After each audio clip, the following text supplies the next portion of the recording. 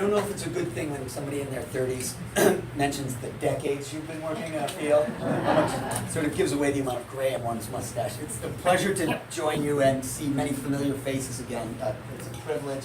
I have prepared slides, and lots of images. You will probably remember David from previous visits. I like to take pictures of what we're looking at. I'm totally comfortable if people want to move or if you want to lower lights so you can see these better. Because many are from our walks. I've been lucky enough to join you both yesterday for walk audits over in Lahaina, and then recently on Waialae and Papa Ave, Waialae Road, which are both possible complete streets projects. Public Works was instrumental in that. And when I was here for the Hawaii Congress of Planning Officials, got to come over and we did a walk audit in downtown Kahului. So the point is, there's a lot going on here. My real excitement, of course, is the notion that there's an MPO in the region now. I can't tell you how pleased I am for you. As somebody who works around the country, I know the extraordinary positive impact that a metropolitan planning organization can have on its community, given the unique position that you're in to think at the 30,000 foot level. You're allowed to do things like look at the performance measure list that you just talked about, or many of the issues you touched on this morning. In some cases, there's no other entity at the community level that thinks that way as well as, and as quite specifically an MPO does. So congratulations on that. By the way, the good news is I have a decent outside voice. So if I don't get anything else at the party, I can talk loud, so you'll hear me everywhere in the room. So my hope was to, you'll notice my title was Healthy Community Design. My hope was to indeed define broadly health, not unlike your performance measures talk about the health of a community. It's not just public health, although I've got to acknowledge very briefly the great work of the health department, Danielle, of the Hawaii Public Health Institute, Sonia's here representing them, and the planning department, Jen and Pam in particular, for all the work that brought me to this moment. So that said, there's somebody on Front Street yesterday on their bicycle. We did walk audits yesterday. You'll see more photos here. We were both down in Lahaina town, and then we went up to the Gateway Mall up at the north end.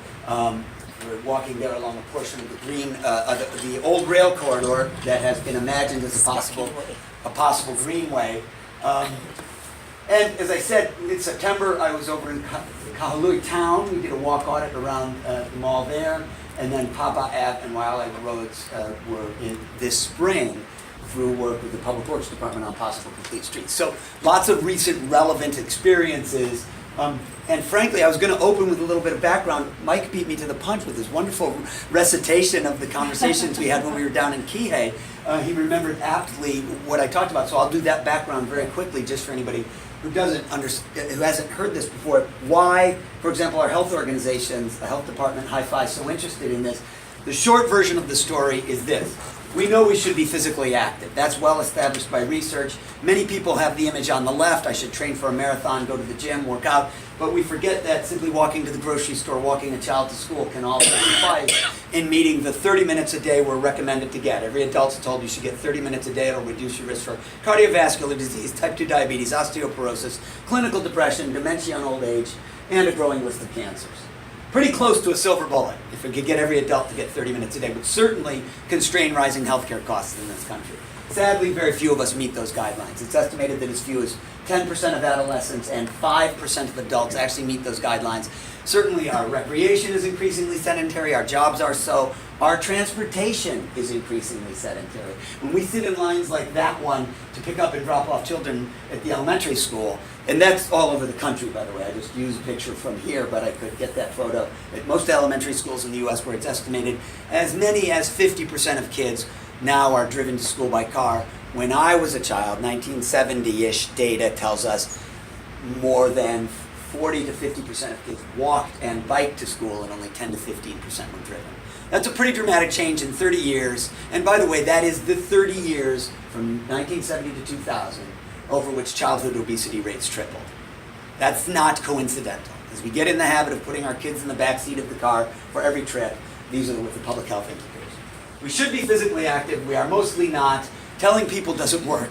That's a picture from a conference in which somebody is standing in the front of the room barking instructions to everybody to get up during a conference break and do exercises, which many of us have probably done at conferences we've gone to. If you go to the health conferences, they make you do it all the time. And what we've learned, though, if you look at the data, is education and encouragement programs are ineffectual at the population level.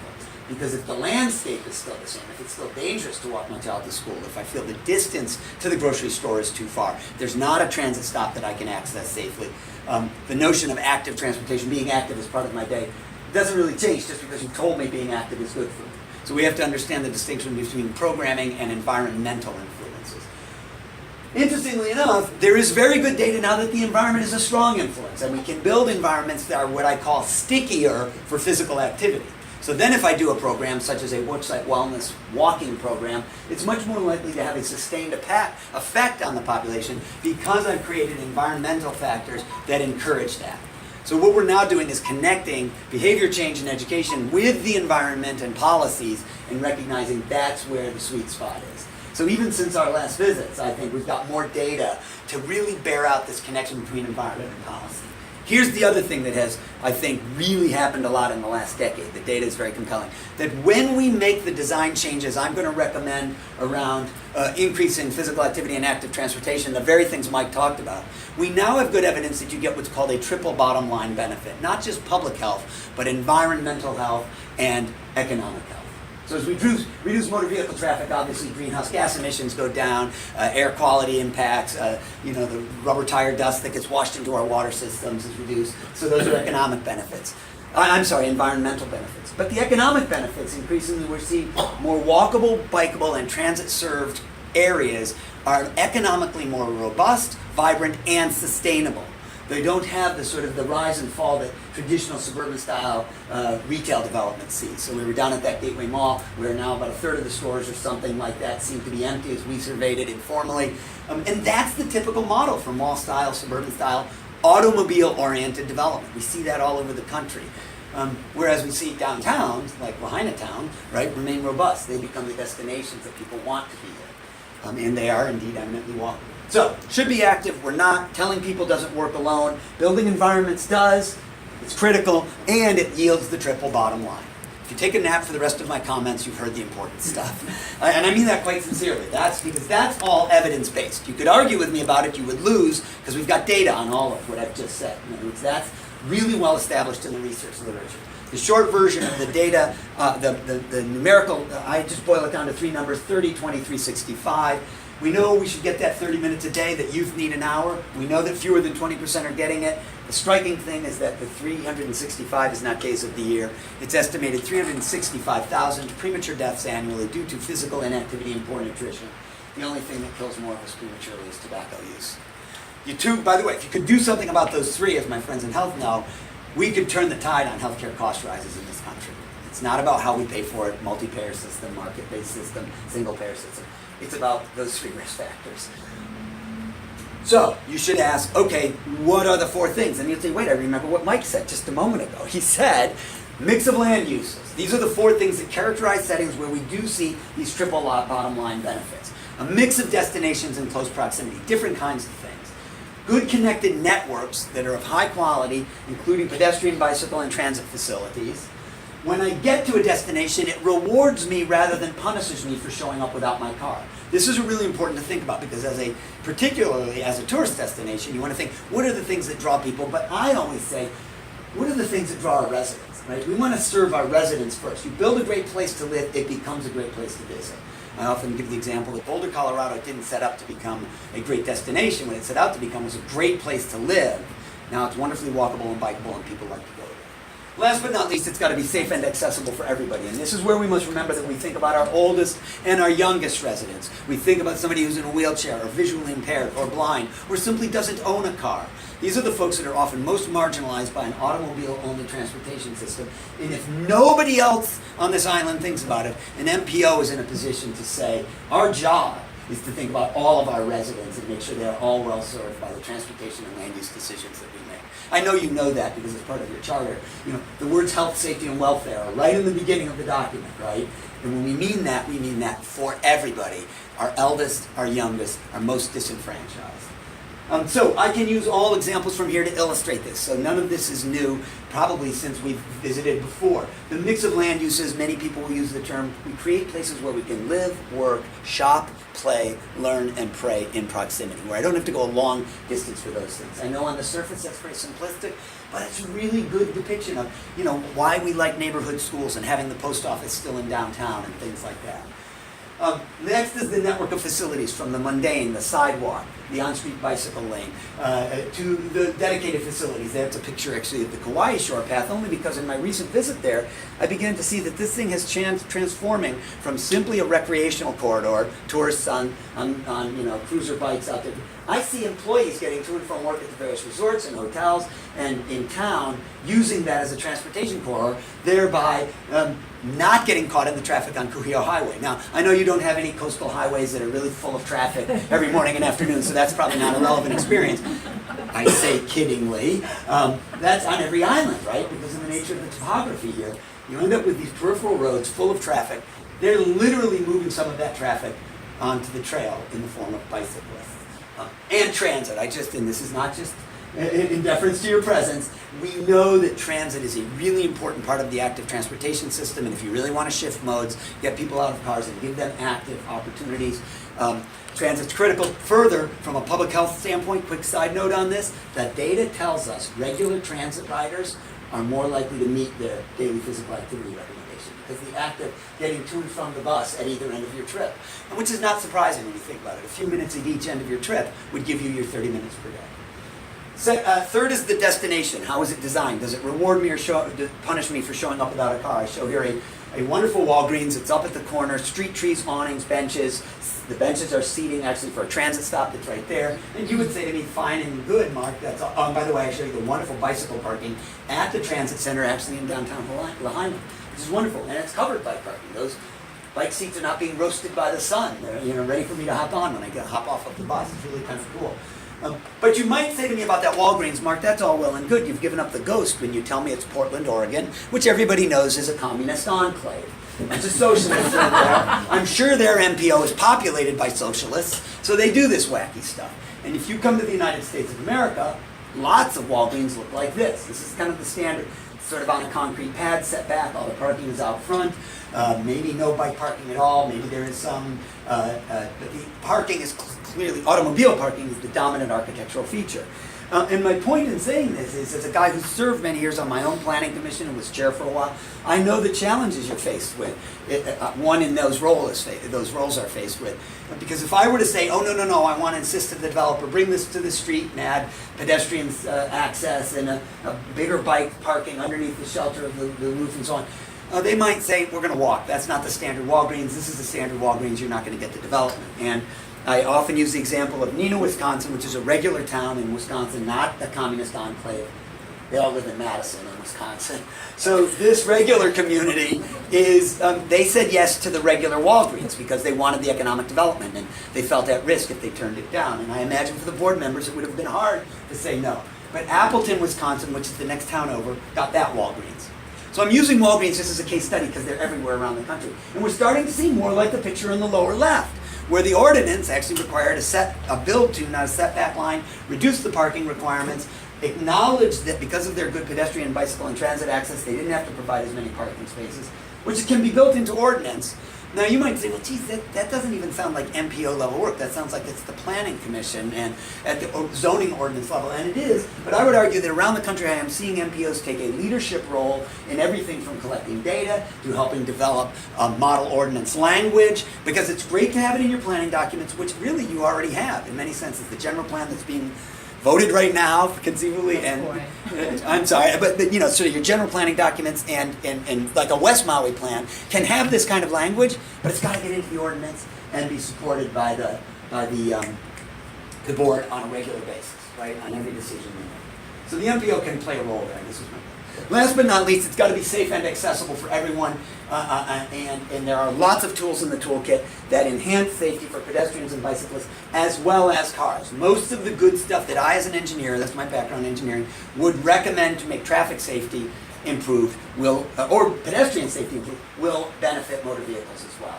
whether it's providing space for where you expect to see bikes, to things like roundabouts, and we talked a lot about them yesterday only because there were any number of intersections that would be the kinds of candidate intersections for a roundabout. We've got lots of data on them now. And we know how to design them well. I know that you went through the challenge of building the one down in Kihei, right? It did in fact happen. We talked about it when I visited last time. I'm taking no credit, I'm just saying, that was already on the books. You guys were thinking about that. You've done it, and apparently the island has not sunk into the sea, despite the concerns of many when it was brought up, right? That this was going to be an apocalyptic change to transportation. I'm only saying that because many people have very nervous reactions about things like that. This is a mid-block crossing over on Kauai that has an offset there to make it much safer for pedestrians. It's really a nice design.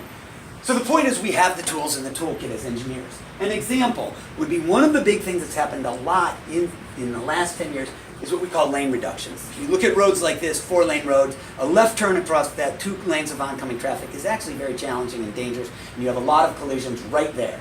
Furthermore, when I slow to make that left turn, I often get rear-ended or people make frantic moves to get around and we get collisions and delays in the right lane. This is actually a road that the MPO in this region, or Champaign-Urbana or Illinois, recognized was up for repaving, so it was about to be part of a project. And when they did the analysis, the engineer said, this road could be converted to 3 lanes and will actually, wait for it, work better. Because we will now eliminate that left turn movement across 2 lanes. We'll eliminate the delay in the right-hand lane because the turning vehicle moves to the center lane. And so that's in fact what they did. During a repaving project they were doing anyway, they dramatically reduced collisions. They are moving just as much traffic. They also happened in this case to get room for bicycle lanes and they use center islands for pedestrian crossings. That's a transit stop, that's a transit stop. So you now have safe pedestrian crossings to the transit. In no way, I'm going to be crystal clear, am I saying every time that there's a 4-lane road we convert it to 3? No way. I'm saying there are many occasions when it actually improves performance. This is an example of where it did. So I want us to know, this is the important point here. This is counterintuitive to people. There's no possible way, the gentleman says, that 3 lanes can carry as much as 4. It's just not going to work.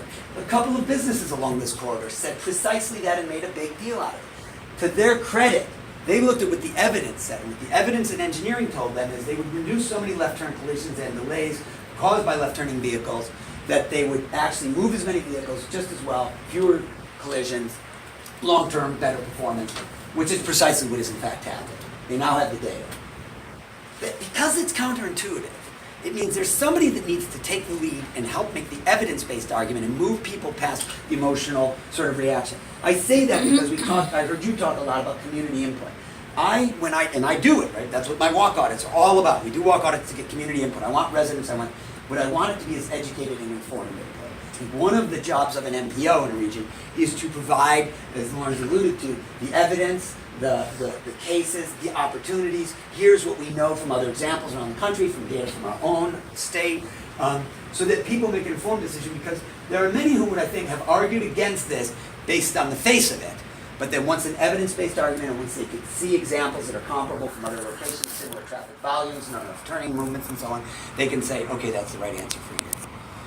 Because if we only allow emotion to dictate, we'd never put in a roundabout or do a road diet or do any quote-unquote crazy things. And I'm not saying, again, we should do them everywhere. I'm saying we now got evidence about this.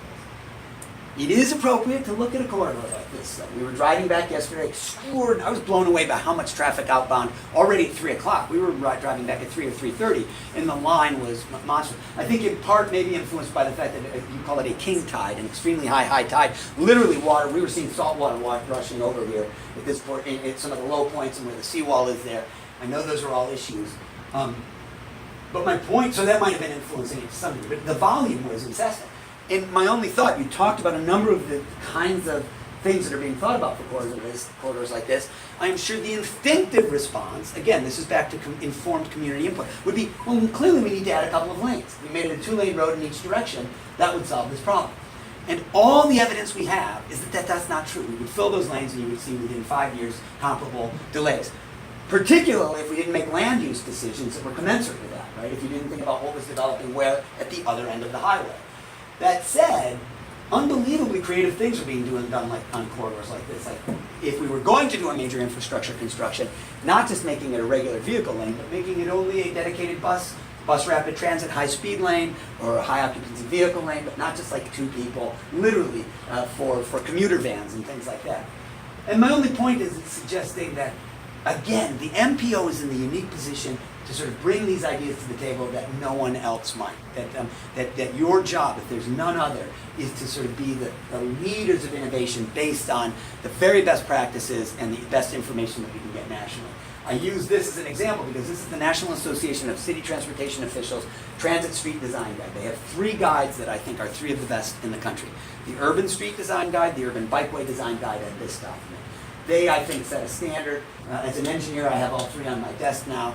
And they're just reference manuals for me, but they're all based on stuff that is on the ground. They have very good data about before and after data, average daily traffic loads, collisions, and so on. You're probably really familiar with this. And I've talked to some of the folks in engineering. We're on this now. People are seeing this as part of the toolkit. Am I right in understanding that you actually have dare I say this out loud, a roundabouts first policy where you say when we look at an intersection, we always ask, might this be an intersection in which a roundabout is an appropriate tool? That's correct. That's innovative. And that's an example that I'm going to give to other communities around the country. It, again, does not mean every intersection becomes a roundabout. I can't be more crystal clear. It means we do the engineering work, because that's what we are. That's our job. Collect the data. Is this the right place for that? Will it actually perform better? Quickly, on the idea of bicycle accommodation, we have long drawn a curve like this that says, we imagine there's a world of bicyclists from those who are already strong and confident in doing it, to those who say, I'm never going to ride my bicycle to work, gross simplification now, to a large chunk in the middle we estimated that were interested in bicycling but very concerned about their safety, said it'd be hard for me to ride on a road with a lot of traffic. Turns out we now have data. Since my last visit to you, a number of studies have been published that say this is actually a pretty accurate picture, and we put volumes. We estimate that there's about a third of the population that says that I'm not going to ride my bike to work. There's the 6 to 7% that are doing a lot of this already. But there's roughly 60% of the population that is interested in riding more, but is concerned about doing it in conditions that they don't feel are safe enough. Too close to traffic, cars are too fast, things like that. And it makes us recognize that in the tools in the toolkit, from just placing a shared use arrow to a painted bike lane to, as you've seen on King Street over in Honolulu, what's called a protected, or Is that you, Jonathan? buffered bike lane, to, yes, Jonathan there on the North Shore Bike Trail. Clothes on. Yeah, I was, on one of my visits, Jonathan was kind enough to take me up. Here's my point. As we go from less protection to more, we increase the likelihood, in sort of a clockwise direction here, we increase the likelihood that we get more of the 60% to ride. So as somebody who's thinking always about transportation and was alluded to before, modes shift, getting people to ride possibly for transportation, the evidence suggests that when we can provide these, and I'm not saying again that these go everywhere, I'm saying that they might be the spines of a network that also includes roads with share roads, painted bike lanes, a range of tools, but that if we want to start moving the 60% to using bicycles for transportation, some of these need to be protected, we'll call protected or separated facilities, need to be a part of the network. And again, that's borne out by the evidence. I show places like Washington, D.C. and Chicago, and people say big, urban, that's never going to happen on the islands, but my point again was that it's already happened on Honolulu, and we see communities of all sizes around the country exploring where they have large roads, where it might be appropriate. Can't help but look at Ka'ahumanu, and interestingly enough, I've been here a lot of times, stayed at some of the hotels right there. You'll see cyclists often of this type. So I put him in that 6 to 7%, right? Lycra, expensive bike, hardcore, serious, skilled cyclists. But the question would be, how do we get more of that gentleman to ride there, to get him comfortable? Regular clothes, maybe just a mountain, not a performance bike. That's how I get to work. There are an awful lot of destinations on that corridor, from the Y to the university campus to the high school to all the shopping and retail and so on, and transit. So, the triple bottom line, I'd just like to briefly also allude to that evidence before proposing some of the things that I'm seeing MPOs around the country do that you may find relevant to your work. So that's how I'll conclude. But quickly, we are seeing this notion of the triple bottom line manifest through both market demand, market performance, developers increasingly being interested in doing this stuff. So the development community is asking, how are we repurposing lots of that automobile-oriented retail of the last several decades that is now sort of idling or underperforming, and of course the quantifiable health benefits, which are becoming, by the way, business recruitment tools. We're seeing businesses want to locate in communities where they know their healthcare costs will be lower, or where the quality of life is high enough that they will have higher employee retention, recruitment and retention. So, for example, we're seeing lots of these kinds of studies now that connect home value to the walk score of that address. So walk score is a website that gives you a 0 to 100 score of the walkability of a destination based on the proximity of other types of land use. So you look at the address and it kind of Google maps it and says how many churches, parks, playgrounds, shopping, schools, et cetera, are within a walking distance. And if you're in a kind of a classic residential-only subdivision with not many other things nearby, you'll get low scores like 10 to 14. These are real scores from on the island here. And if you get into a neighborhood like right here, where there's shopping and restaurants and cafes and churches and civic institutions nearby, you see walk scores like 60 and 70 and 80. If you compare identical homes, you can't compare a 4,500 square foot house to a 1,200 square foot bungalow, but if you compare similar homes, you'll see higher value associated with higher walk score. I think that's not shocking. It's cool to know that there's data around that. Indeed, organizations like the National Association of Realtors and National Association of Home Builders have focused on this. The Home Builders cover story in this issue was walkability, why we care and you should too. The National Association of Realtors are regularly reporting on the fact that many realty websites, in fact most now, connect to the walk score website. So when you look at a home online, there's a button that says, want to know the walk score? You click that button and it tells you the walk score, and that automatically then lists all the things that are within walking distance. Here's the school your kids would go to, here's the park, here's your closest grocery store. These studies represent a new body of literature that's really only happened in the last decade that actually look at the economic performance of corridors like these. And this one is not specifically talking about protected bike lanes per se, but rather protected bike facilities in general becoming an employee recruitment and retention tool. And that the retail activity along corridors, even ones that have been redesigned and, get this, taken away motor vehicle space to provide enhanced bicycle, pedestrian, and transit capacity, have actually seen increases in retail revenue along those corridors. Again, this doesn't mean you can take away 5 lanes of traffic and make it a only pedestrian boulevard, but it means in some cases where one lane goes away and becomes a dedicated shared bike bus lane, sidewalks were widened. What they see is not that people buy more per visit. Obviously, what they find from the research is they visit more often. As we create better capacity for pedestrians, bicycle, and transit users, they now feel welcome to come more often to that location. So that's where the retail benefit is along these corridors. This very specifically looks at more rural areas, which is, I think, relevant, so for example, to the west side. And it compiles the studies. It's basically a white paper that says many of the most successful regions like that are not continuing to sprawl into what it would be historically either agricultural land or other open space, but rather constraining development to the core. You know, these are kind of classic Midwestern pictures, but I could pick 3 photos that I could put right there that could be Lahaina and its surrounds, right?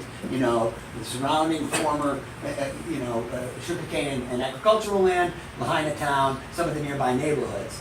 And what they're finding is this sort of decision-making to preserve that and push development toward the already walkable, bikeable, and best transit-served locations is, again, economically most sustainable. It also, by the way, to be very clear, if I'm going to speak just from the engineer standpoint, it constrains my roadway building and maintenance costs, right? If I'm not continuing to have to build big, wide roads up hillsides, those are roads I don't have to maintain, originally construct and maintain. None of this is shocking. I think, again, it's good to know we have the evidence. This is much more based on my experience than actual measured evidence. The communities that seem to be successful for doing this are creating interdisciplinary leadership groups. And you'll notice the entities represented here. They're simply representative. Public works planning, elected officials, transit, economic concerns such as the Chamber of Commerce or economic development. I would argue that an MPO sort of sits in this space. You know, even if you look at the complexion of your board or again your mandate as an MPO, it is to convene those. My experience has been communities that try to pull together a big 50-person, 100-person coalition and meet regularly with them struggle mightily, because that's just hard. That's a lot of cat herding involved.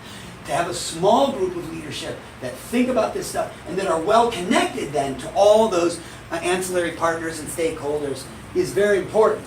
But somebody has to play this role in the hub. So I just wanted to sort of paint that image based on my experience, suggesting the MPO can be instrumental in helping that conversation. Certainly the Physical Activity and Nutrition Coalitions have, I think, been instrumental in that, and I hope continue to be sort of a piece of that discussion.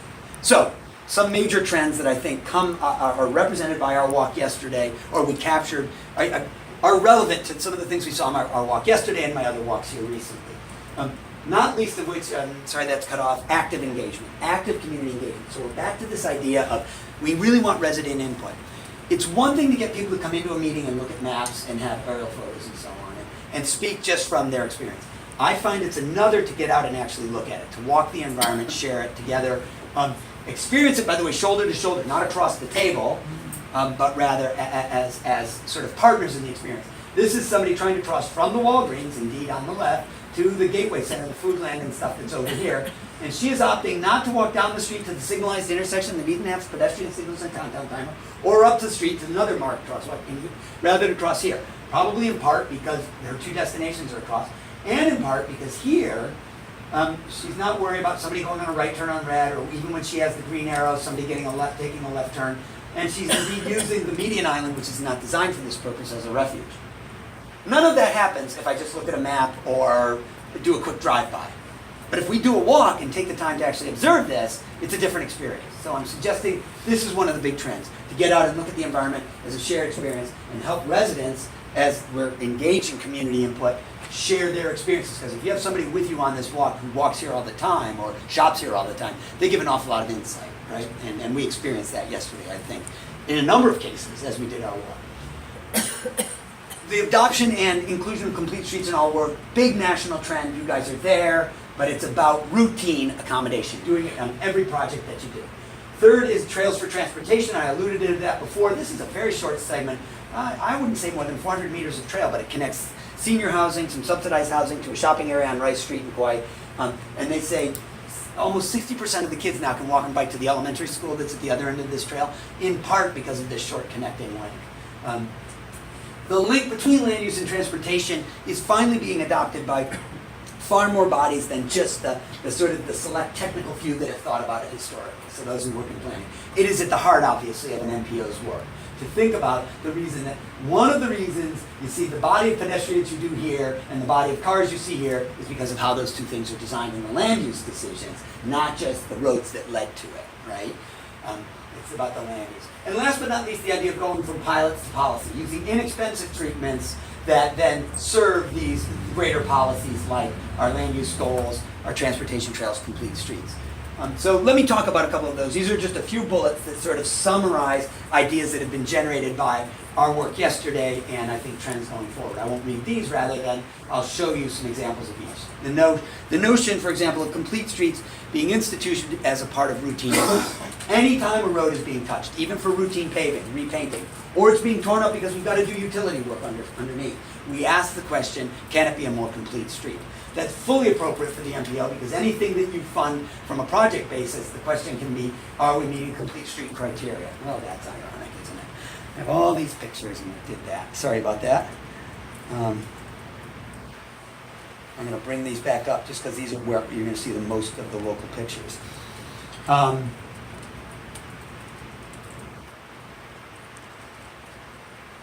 And a few of the tools that I think you could use here. Do you have a link to this presentation? I'm happy to give you a copy, actually, Okay. even better, because it is so big. It does this. If you try to email it, my apologies. But I would love you to have it if you would like it. So on the fancy end of the scale, how many are familiar with the back-end angle parking they did on Hardy Street in Ruiz? Have anybody seen that over there? And it was going to be crazy. It'll never work. In fact, part of this is in front of the county building, and part is in front of an elementary school, where I was happily watching teachers take books out of the trunks of their cars, not stepping into the street, but indeed stepping onto the sidewalk. So there's a lot of reason back-end angle parking is preferred. And we've talked, but that's kind of a big deal. That's a hard change. Simple changes are, when we did the walk audit on Papa Avenue, we were right near Lehikai Elementary, where they throw these cones out to create effectively a curb extension to protect the pedestrian crossing right there. They're effectively acting for a modest improvement that could be as temporary as, this is a test they did in a community where they put some AstroTurf cones and planters down, and then later you might try some paint and vertical delineators. I guess my point would be, we shouldn't allow cost to be the reason we can't do something about this, when we can try some very inexpensive trial actions, prove that this works, and then when we're repaving Papa, or whenever work comes up here, we can make these more permanent. So it's scary, because sometimes everybody assumes when we're talking about roundabouts and big million-dollar, multi-million-dollar projects, it's not always. I think there are some modest things, which we saw yesterday. Again, I would urge consideration on the part of the MPO of adoption or some sort of reference to the NACTO guides as design guidance. We have seen other MPOs do this. Simply vote it as, even if it's just a statement of endorsement as design guidance. It can be in there too. Are you very familiar with the transit document? Have you taken a look at that yet? Because it's out fairly recently. No, okay. It's worth taking a look at because they really do some, again, and it's all based on stuff that's on the ground. Nothing you would see in these guides hasn't been tested, doesn't have data. Transportation trails. I just want to point out that there will always be people who will tell you that scary men with big, thick mustaches will be sneaking along this trail and we shouldn't know them. That's a joke about me. You get that? I want to make sure. But that's true. I mean, we've heard of the NIMBYs not in my backyard. Does anybody know who the caves are? That's the Citizen Against Virtually Everything. They show up at meetings. When I was chair, we had a lot. But my point is, what's bananas? Build absolutely nothing anywhere near anything. Which you might see in low density environments. So people that have moved to traditionally rural areas will say, no, we don't want to do this encouraging development near the existing development, but in fact, I give the example of Boone, North Carolina, where they used an old utility corridor for a transportation trail connecting a school to the park that acts as their home field. They used to have to bus the kids, even for home competitions, around on some arterial roads to get to this park. Now, by virtue of completion of this trail, they are able to walk from the school to their home fields. The point being, the kids are getting physical activity. The school's saving money on busing with their home competitions, and they're saying, God, we paid off this trail 5 times over now. I was struck when we walked this corridor. This is a section of the old rail corridor, literally right behind the Gateway Mall area, but it continues in both directions beyond. As we drove up, by the way, I saw people walking along. Not people who were on a walk on it, just residents using it as a shortcut. We talked to a gentleman whose house was right around the corner from where we're standing here. That, by the way, is the food land, so you're right. The mall's literally right there. It's used as a shortcut. There's lots of evidence that people are using it regularly. And interestingly enough, we asked the gentleman, how would you think about the greenway actually officially coming through here?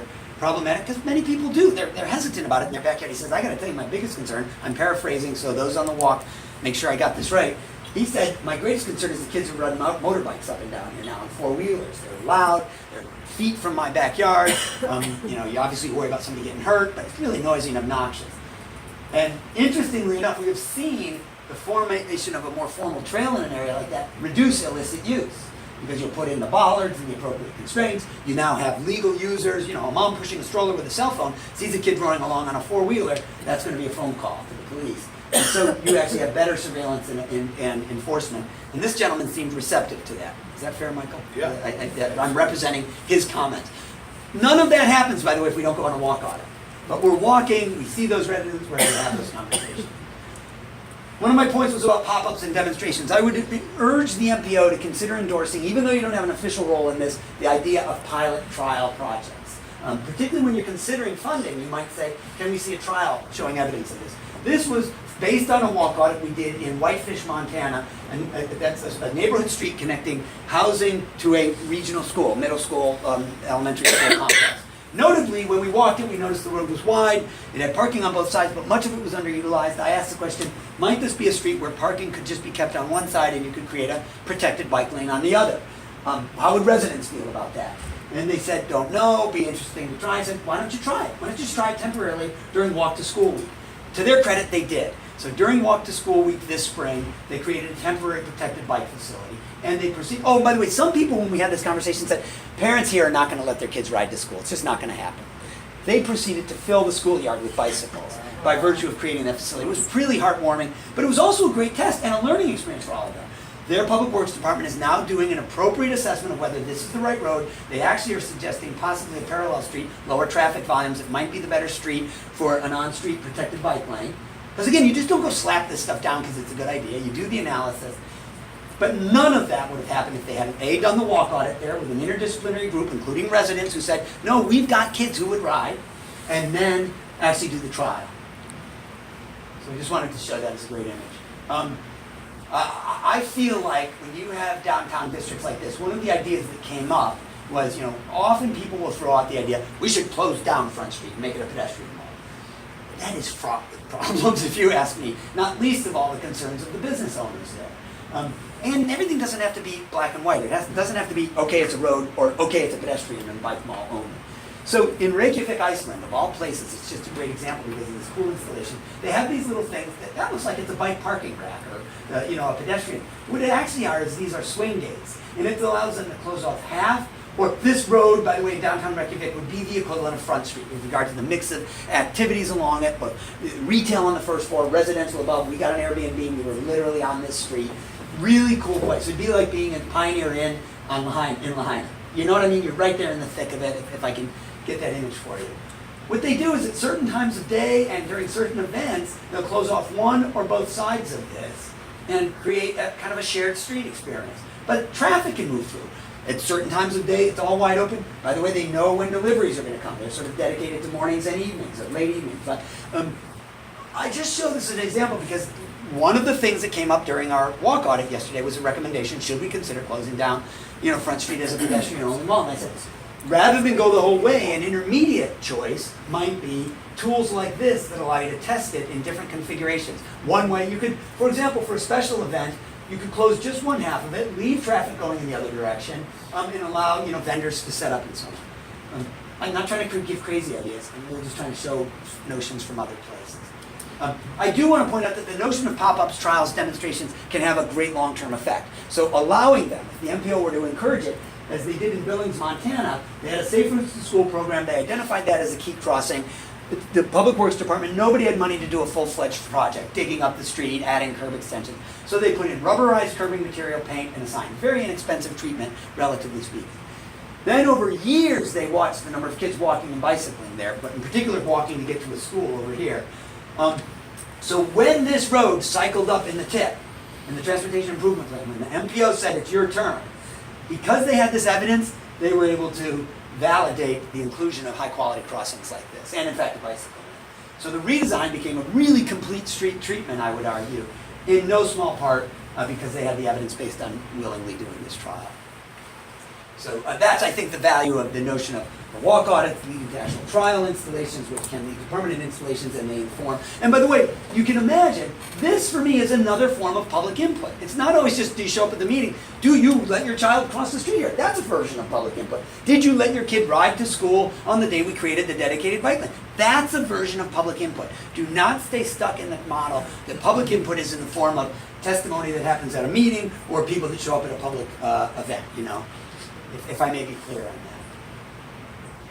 One of the simple procedural changes many communities have done after we worked with them, and I think it's one that you would want to think about at the MPO level, and certainly planning I always encourage, is what we would call multimodal transportation analysis rather than just doing traffic impact analysis. So often when a new thing like a Walmart in this case is being built, we'll do a TIA, traffic impact analysis, estimate the number of motor vehicle trips, estimate what it's going to do, level of service at this intersection, and quite possibly negotiate with the developer for construction of the signal light, turn lanes, things like that, which is great. But we should also ask about the other three modes. How many pedestrian, bicycle, and transit trips might be generated? Because in that case, we might encourage better pedestrian connectivity, or even bringing the building to the street and putting the parking to the side or behind. Higher quality bicycle parking, undercover. A high quality transit stop that's well connected to the facility. We will only do that, and we have good justification in doing so, if we've done what's called a multimodal transportation analysis. And those tools are available. Any developer who's got an engineering design firm doing this work, they have the capacity to estimate these trips certainly as accurately as we do our motor vehicle forecasting. For years we've gone out there throwing out numbers. Oh, volumes are going to be this, and it's going to move this intersection from level of service B to C. In as much as we have, those are based on estimates, right? We can do the same with pedestrian, bicycle, and transit.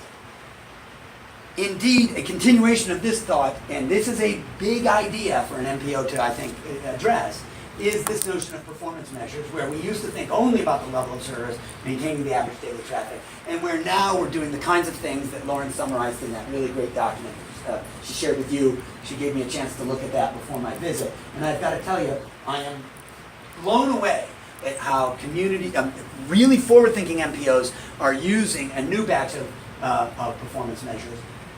You all may not be familiar with, I know Lauren is, this guide developed by the Federal Highway Administration, just recently published. This is just last March, I think. Yeah, March 2016. They list 30 potential performance measures. They talk about how they're being used around the country. They give guidance on the actual surveillance techniques and so on. So in as much as I think the very thoughtful point was made around targets and so on, that's endorsed by the FHWA. They're saying absolutely you should be doing that. I'll go a step further and to say they should be used in project scoring. you know, when we were actually prioritizing, what are we going to give money to? Why wouldn't we use these performance measures? I'm just building on your, I think, where you were going with your comment.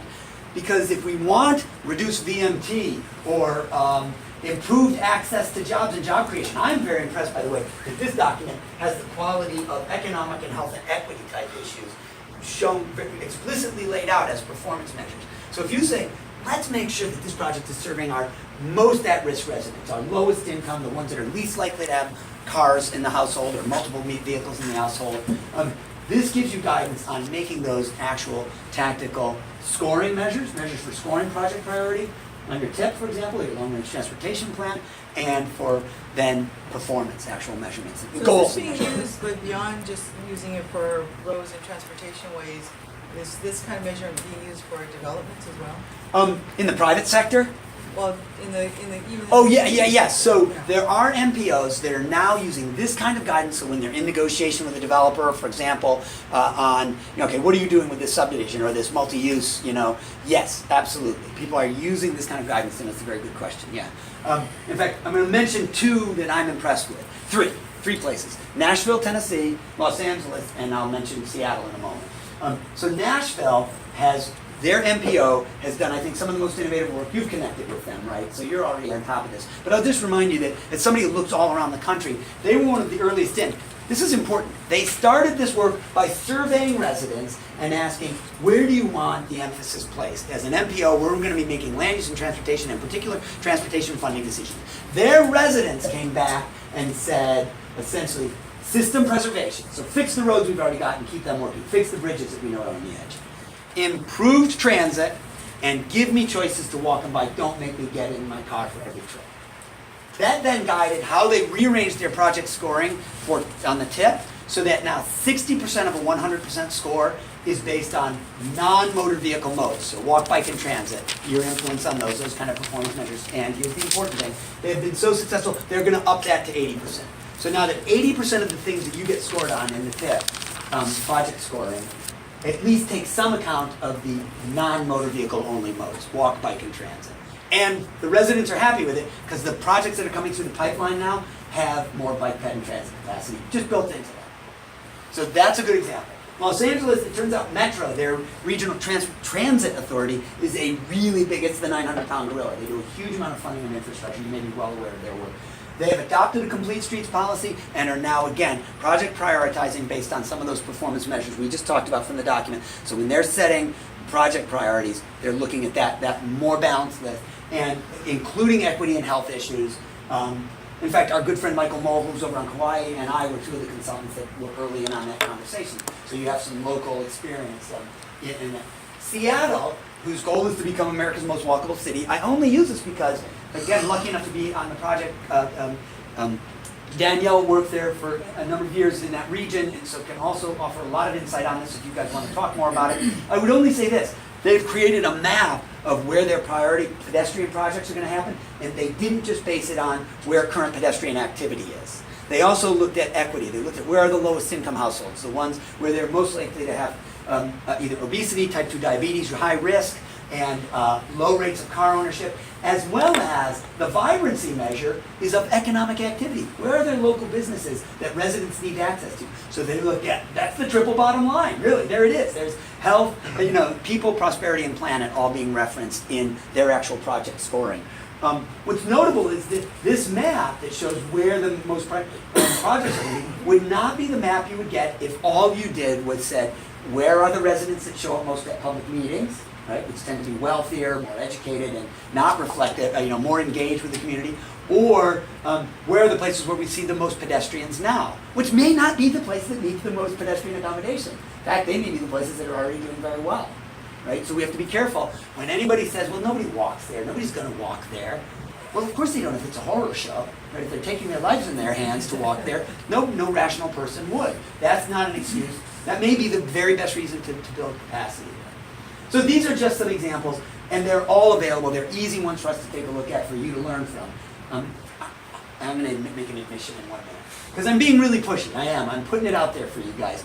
But because you're a new MPO, you have the opportunity to establish what your model is going to be right from the beginning.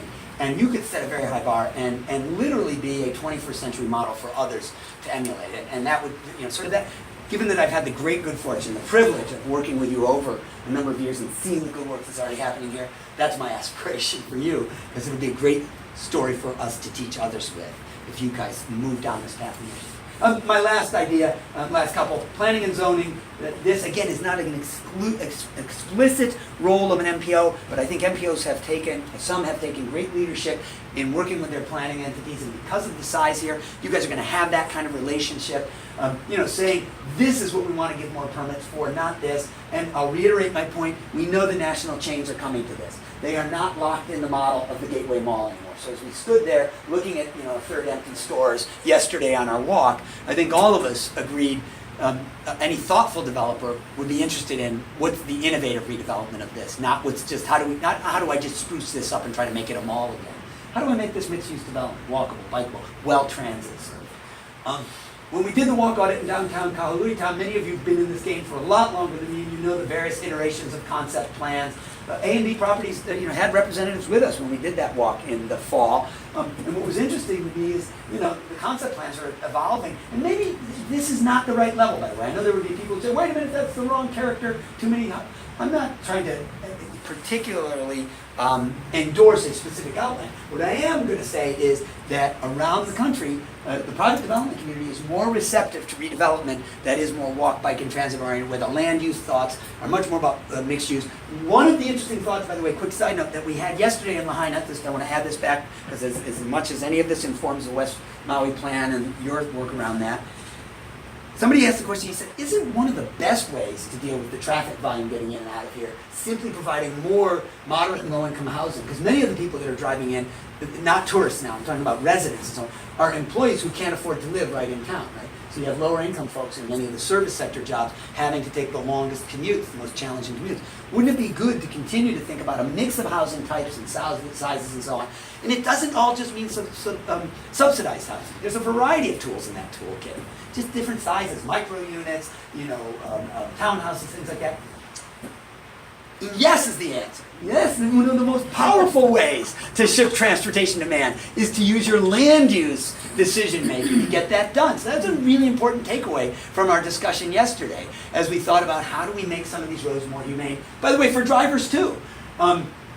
This is Winter Park, Florida. It's an example that it's so striking to me. Comparable climate here. That's one of the reasons I like it. I only in the sense that, it's hot and it's hard to walk outside in some days of the year and so on, supposedly. They had this mall, underperforming. It's called Winter Park Village. That's a euphemism. We named so many malls village, center, town, right? We usually put an E on the end of town, which classes it up, right? But that's still a mall.